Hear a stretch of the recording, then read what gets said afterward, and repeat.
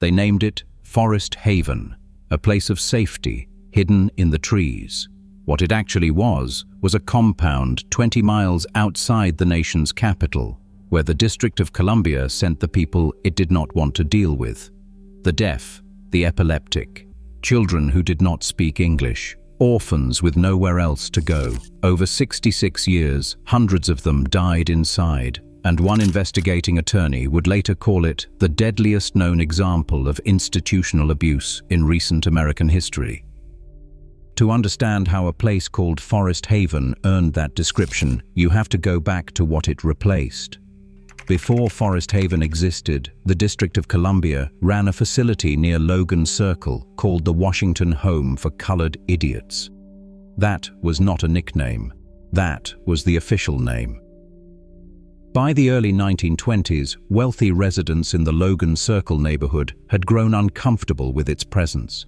They wanted the building gone, and the people inside it moved somewhere they would not have to see them. Congress obliged.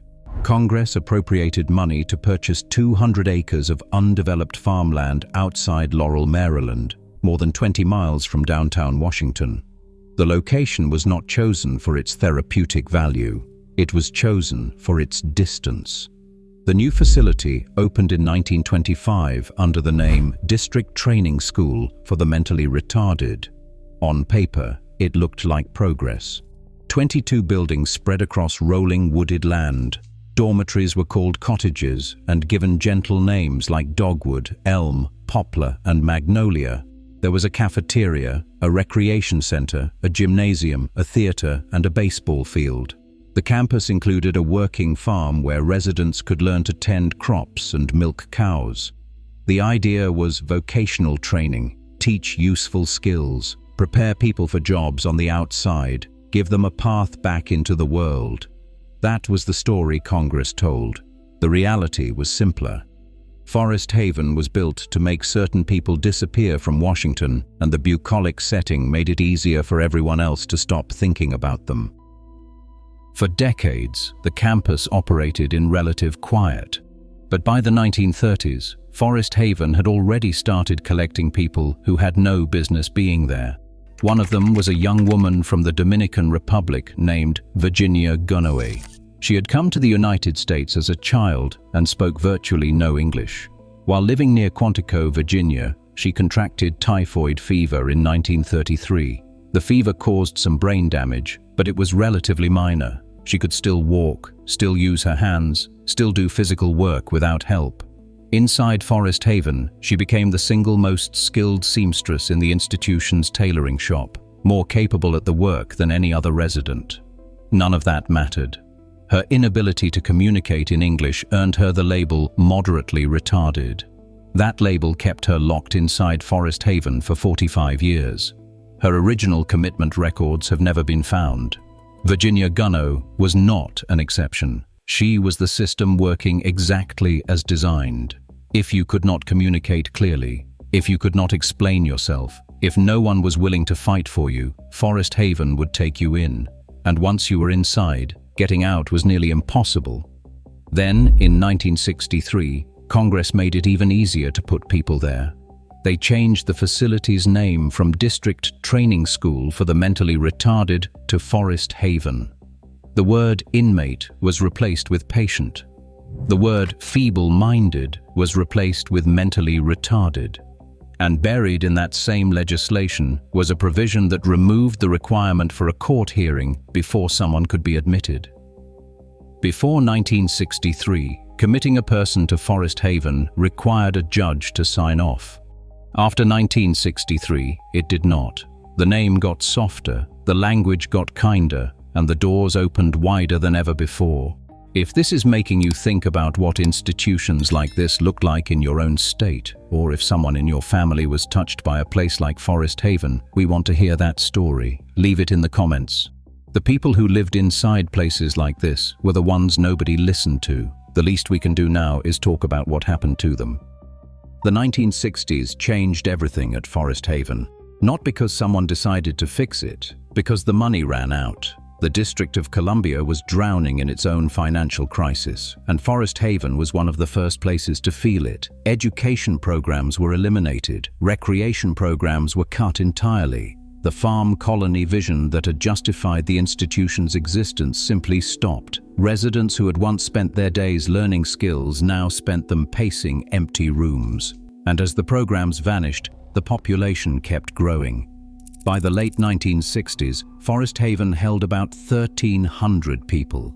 There were 2 social workers for the entire facility, 2 for 1,300 residents. The institution was spending roughly $18 per day per patient. The national average at the time was more than $30. Hiring standards collapsed alongside the budget. Staff positions went unfilled for months, and when they were filled, qualifications barely mattered. At least one physician who practiced at Forest Haven was later declared medically incompetent by the state of Maryland. The licensing board concluded that his continued practice posed a grave risk to the health, safety, and welfare of citizens. He kept working at the facility anyway. Forest Haven had become a warehouse, and the people being sent there increasingly were not intellectually disabled at all. The deaf were classified as retarded because they could not respond to verbal questions. The dyslexic were classified as retarded because they could not read at grade level. People with epilepsy were sent there because their seizures made them difficult to manage at home. Non-English speakers were sent there because nobody bothered to find a translator. Then, in 1974, a nearby orphanage called Junior Village closed its doors. 20 children needed placement. Rather than finding another orphanage, the district sent them to Forest Haven. When they arrived, their records were changed. The word orphan was crossed out. The word written in its place was retarded. 20 children, reclassified with a single word and absorbed into a facility that could barely keep the people already inside it alive. The director of Forest Haven at the time acknowledged all of this publicly. He told the Washington Post that his own staff abused residents out of frustration and lack of help. He said that at least 400 of the people living at Forest Haven did not belong there. And then he said something that should have ended the institution on the spot. He said the facility itself was contributing to the handicap of retardation. The person in charge, on the record in a major newspaper, admitted that his institution was making people worse. Nothing happened. The abuse continued. Residents were locked in rooms, stripped of everything except wooden benches, wearing nothing but adult-sized diapers. Staff members beat residents with belts and baseball bats. Missing teeth were so common they barely drew comment. Residents were tied to beds and chairs for hours. When they needed to be cleaned, they were hosed down. But the way most people died at Forest Haven was quieter than that. Staff members were responsible for feeding residents who could not feed themselves. Many of these residents had severe physical disabilities that made swallowing difficult. The correct way to feed them was to seat them upright, give them small amounts of food, and wait for them to swallow before offering more. That takes time, it takes patience. And at Forest Haven, there was neither. Staff were expected to feed 8 to 10 people in the time it would properly take to feed one. The threat of being fired hung over anyone who fell behind. So the staff fed residents while they were lying down. They spooned food into mouths faster than anyone could swallow it. Food went into the lungs instead of the stomach. That caused an infection called aspiration pneumonia. It is a slow death. The lungs fill with fluid. Breathing becomes harder. Without treatment, the infection kills. The father of one 22-year-old resident who died this way described what he saw. They would not even give his son time to swallow what was already in his mouth. They poured food into him like they were pouring water down his throat. His body could not handle it. An occupational therapist who worked at the facility later said something that makes the whole thing even harder to process. Nobody ever instructed the staff that it was wrong to feed residents while they were lying down. The workers were not trained. Many of them, she said, were the only people in the world who cared about the residents at all. In 1986, the DC Association of Retarded Citizens submitted a proposal to train Forest Haven staff on proper feeding techniques. The proposal was rejected. The reason given was a lack of funds. The district chose to save money rather than teach its workers how to feed people without killing them. One of the people who died this way was a 17-year-old girl named Joy Evans. Joy had been committed to Forest Haven at age 8. Her mother, Betty Evans, visited regularly, and every time she came, she noticed new injuries on her daughter: chipped teeth, scratches, cuts and bruises covering her body. On one visit, Joy's back was raw from urine burns after being restrained on a rubber sheet. Betty described the cottage where her daughter lived, a building called Dogwood, as a snake pit. She wrote in a court affidavit that she had once watched a nurse open the cottage door only to find 80 half-clothed women come screaming toward the entrance. The nurse slammed it shut. Joy Evans died in 1976 from aspiration pneumonia. She was 17 years old. She choked to death on food that was forced into her mouth while she was lying down. Her parents did not let it go. Harold and Betty Evans filed a class action lawsuit on behalf of 6 Forest Haven residents. The case was called Evans versus Washington, and shortly after it was filed, the United States government itself intervened as a co-plaintiff. The federal government joined the families in suing the District of Columbia over what was happening inside its own institution. A federal judge ordered Forest Haven closed and its residents moved into community living. That order came in 1978. Forest Haven did not actually close for another 13 years. During those final years, the killing continued. Between 1989 and 1991, the Justice Department began tracking deaths at the facility. In that 2-year window alone, at least 10 residents died from aspiration pneumonia. The facility had only 252 residents left by then. That meant Forest Haven's death rate was higher in its final years than at any other point in its history. A Justice Department expert witness would later describe what happened at Forest Haven in terms that are difficult to forget. The full extent of the problems, she said, had never been exposed. When someone died of aspiration pneumonia, the authorities would often record the cause of death as heart failure or respiratory arrest. Everyone who dies has stopped breathing, she said. Everyone who dies has had their heart stop. The real cause of death was never identified. What we have here, she said, are quiet little murders. They are killed one day at a time because people do not pay attention, and then no one finds out the real cause of death. Forest Haven closed on October 14, 1991. The last 15 residents were moved out. 66 years of operation, 389 confirmed deaths. The real number is almost certainly higher. But the story of what happened to its residents was far from over. After closure, the District of Columbia moved former Forest Haven residents into a network of group homes scattered across the city. This was supposed to be the solution: smaller settings, better supervision, individualized care. What actually happened was that the abuse and neglect spread from one building into dozens.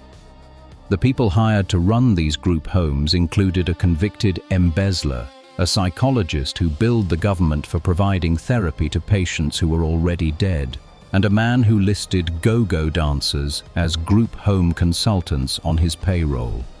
Residents in some homes were put to work shoveling manure on the owner's private estate, and the district was billed for this as a therapy program.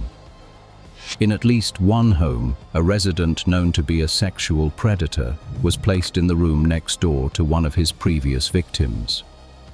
In 1999, a Washington Post reporter named Catherine Boo published a series of articles called Invisible Lives. The investigation revealed a system that was failing the same people Forest Haven had failed, just in smaller, less visible ways. Between 1993 and 1999, 116 people with disabilities died in the group homes that had replaced Forest Haven. The Washington Post won the Pulitzer Prize for Public Service for the series. The institution was gone. The neglect was not. Not every story from Forest Haven ends in a filing cabinet or a courtroom. Some of them end somewhere else entirely. Ricardo Thornton entered Forest Haven as a child at 7 or 8 years old.